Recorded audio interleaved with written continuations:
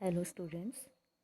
तो हम कृतिका का दूसरा पाठ जॉर्ज पंचम की नाक पढ़ रहे थे, जिसमें हमने अभी तक पढ़ा कि जॉर्ज पंचम के नाक को लेकर कि कितनी बदहवासी हुकामों के चेहरे पर छाई हुई थी, कितने परेशान थे सभी।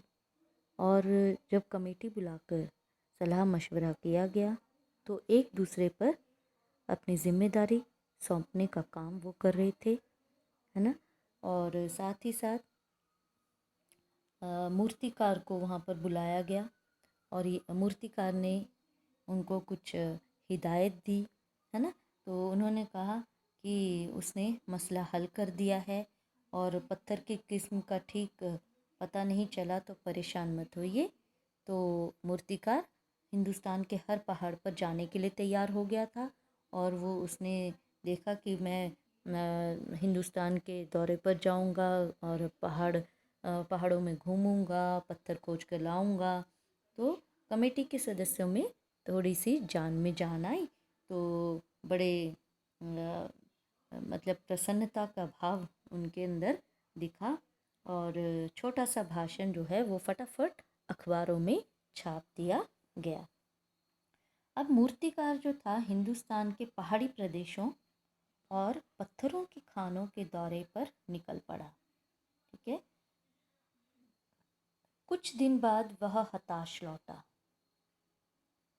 मतलब उसके हाथ कुछ भी नहीं लगा। हताश, उदास, उदास या निराश। हताश का मतलब है उदास या निराश लौटा। उसके चेहरे पर लानत बरस रही थी। लानत बरसना मतलब लानत बरसना मतलब धिक्कार का भाव होना। ठीक है। उसने सिर लटकाकर खबर दी। सिर लटकाना, उदास और हताश होना। ठीक है। हिंदुस्तान का चप्पा चप्पा खोज डाला पर इस किस्म का पत्थर कहीं नहीं मिला।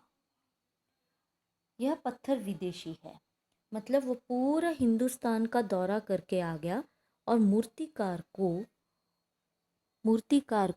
वो जिस पत्थर की वो नाक बनी हुई थी वो उस पत्थर का किस्म कहीं दिखाई ही नहीं दिया, मिला ही नहीं। सभापति ने तैश में आकर कहा, मतलब बड़े गुस्से में, आवेश में, जोश में आकर कहा। सभापति ने बड़े तैश, तैश मतलब गुस्से में या जोश में या आवेश में, ठीक है, आकर कहा, लानत है। लानत मतलब धिक्कार है। अभी हमने पढ़ा ना, लानत तो धिक्कार है। तो लानत है आपकी अक्ल पर। विदेशों की सारी चीज़ें हम अपना चुके हैं, दिल दिमाग, तौर तरीके और रहन सहन। जब हिंदुस्तान में बॉल डांस तक मिल जाता है तो पत्थर क्यों नहीं मिल सकता। मूर्तिकार चुप खड़ा था। सहसा उसकी आंखों में चमक आ गई। सहसा उसकी आंखों में चमक आना मतलब आशा का भाव जागना। ठीक है। तो सहसा उसकी आंखों में चमक आ गई मतलब एक आशा की किरण कुछ दिखाई दी। उसने कहा, एक बात मैं कहना चाहूँगा, लेकिन इस शर्त पर कि यह बात अखबार वालों तक न पहुँचे, यानी अखबार वालों को पता नहीं चलना चाहिए। सभापति की आंखों में भी चमक आई। चमक आई मतलब उनको भी एक आशा की किरण, आशा का भाव उनके अंदर जागा। चपरासी को हुक्म हुआ और कमरे के सब दरवाजे बंद कर दिए गए। तब मूर्तिकार ने कहा, देश में अपने नेताओं की मूर्तियां भी हैं। अगर इजाज़त हो और आप लोग ठीक समझें तो मेरा मतलब है तो जिसकी नाक इस लाट पर ठीक बैठे उसे उतार लाया जाए। देखिए, बड़ी आश्चर्यजनक बात है, बड़ी हैरानी वाली बात है। जिस जॉर्ज पंचम ने हमें गुलामी की जंजीरों में जकड़े रखा, अत्याचार किए, उसके लिए हम अपने नेताओं तक की नाक को उतारने को तैयार हैं। बड़ी अजीब सी बात है। सबने सबकी तरफ देखा, सब एक दूसरे का मुंह ताक रहे हैं कि ये क्या बात हो रही है। सबकी आंखों में एक क्षण की बदहवासी के बाद खुशी तैरने लगी।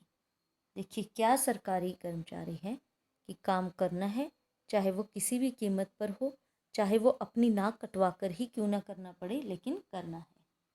सभापति ने धीमे से कहा, लेकिन बड़ी होशियारी से उसको दे दी इजाज़त।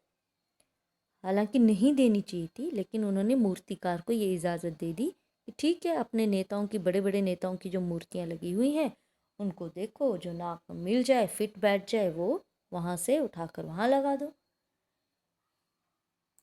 और मूर्तिकार फिर देश दौरे पर निकल पड़ा। उसे तो वैसे ही सरकारी खर्चे पर घूमने का शौक था, क्योंकि हमने पहले पढ़ा था कि मूर्तिकार पैसे से लाचार है। पैसे से लाचार यानी वो लालची किस्म का व्यक्ति था। तो फिर वो सरकारी खर्चे पर देश दौरे पर निकल पड़ा। जॉर्ज पंचम की खोई हुई नाक का नाप उसके पास था। उसने मेजरमेंट ले लिया था, नाप ले लिया था कि कितनी बड़ी है, तो उससे जो जितनी वो मेल खा जाएगी बाकी नेताओं की, तो वहाँ से वो उठा के ले आएगा। दिल्ली से वह बम्बई पहुँचा। दादा भाई नौरोजी, तो ये सब आपने नाम याद रखने कि किस किस की मूर्तियाँ उन्होंने देखी। दादा भाई नौरोजी, गोखले, तिलक, शिवाजी, कावसजी, जहांगीर, सबकी नाकें उसने टटोली, नापी और गुजरात की ओर भागा। देखिए वहाँ पर भी काम नहीं बना, अब वो गुजरात की ओर भागा। तो गुजरात में गांधी जी, ठीक है, सरदार पटेल, विट्ठल भाई पटेल, महादेव देसाई की मूर्तियों को परखा और बंगाल की ओर चला। देखिए कितने बड़े बड़े महान नेताओं की मूर्तियों को उसने खंगाल लिया। अब बंगाल की ओर चला तो गुरुदेव रविंद्रनाथ टैगोर, सुभाष चंद्र बोस, राजा राम मोहन राय आदि को भी देखा। नाव जोक की और बिहार की तरफ चला। अब यहाँ पे भी देख लिया, कुछ नहीं काम बना, अब बिहार की तरफ चला। बिहार होता हुआ उत्तर प्रदेश की ओर आया। वहाँ चंद्रशेखर आज़ाद, बिस्मिल, मोतीलाल नेहरू, मदन मोहन मालवीय की लाटों के पास गया।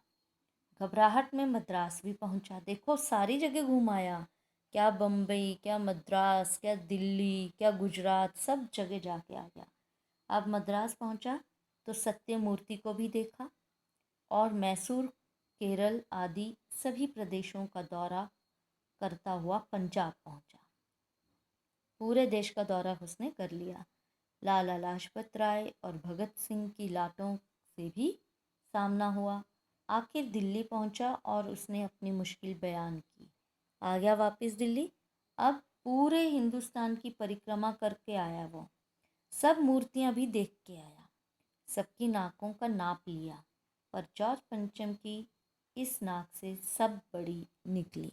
बहुत गहरा भाव है इसके अंदर कि सब बड़ी निकली। ये जो हमारे देश प्रेमी है ना, हमारे देश के लिए जिन्होंने कुर्बानियाँ दी, देश की आज़ादी के लिए जिन्होंने लड़ाई लड़ी, उन सब की नाक कैसे छोटी हो सकती थी जॉर्ज पंचम की नाक से। नाक इज्जत और मान का प्रतीक है ना। तो सुनकर सब हताश हो गए और झुंझलाने लगे, मतलब सब परेशान हो गए, है ना। मूर्तिकार ने ढाढ़स बंधाते हुए आगे कहा, सुना है कि बिहार सेक्रेटरिएट की के सामने सन 42 में, है ना, 42 में, सन 42 में शहीद होने वाले बच्चों की मूर्तियां स्थापित हैं। शायद बच्चों की नाक ही फिट बैठ जाए। अरे इन बड़े बड़े नेताओं की, इनकी तो नाक फिट नहीं बैठी, तो ऐसा करता हूँ बिहार जाता हूँ, ठीक है, सेक्रेटरिएट का मतलब सचिवालय, तो वहाँ पर बिहार में सन 42 में शहीद हुए थे जो बच्चे, उनकी मूर्तियाँ वहाँ पर लगाई गई हैं। तो हो सकता है कि बच्चों की नाक ही फिट बैठ जाए।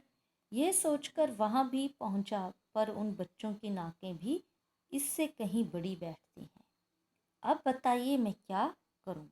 देखो बच्चों की नाक भी बड़ी बैठी। हमारे नेताओं की नाक भी बड़ी बैठी, यानी कि उसकी नाक, किसकी, जॉर्ज पंचम की नाक कितनी छोटी है। ठीक है, तो देखिए, अपना सम्मान अधिक महत्वपूर्ण है या मेहमान का? मैं एक प्रश्न यहाँ पे कर रही हूँ। अपना सम्मान अधिक महत्वपूर्ण है या मेहमान का? वह कौन सा कारण है जो सरकार को बदहवास बनाए हुए है? स्पष्ट कीजिए। एक प्रश्न ये, ठीक है, जिस पर आपने सोचना है। फिर अगले वीडियो में हम इस प्रश्न के उत्तर के साथ प्रस्तुत होंगे। ठीक है, और दूसरा प्रश्न,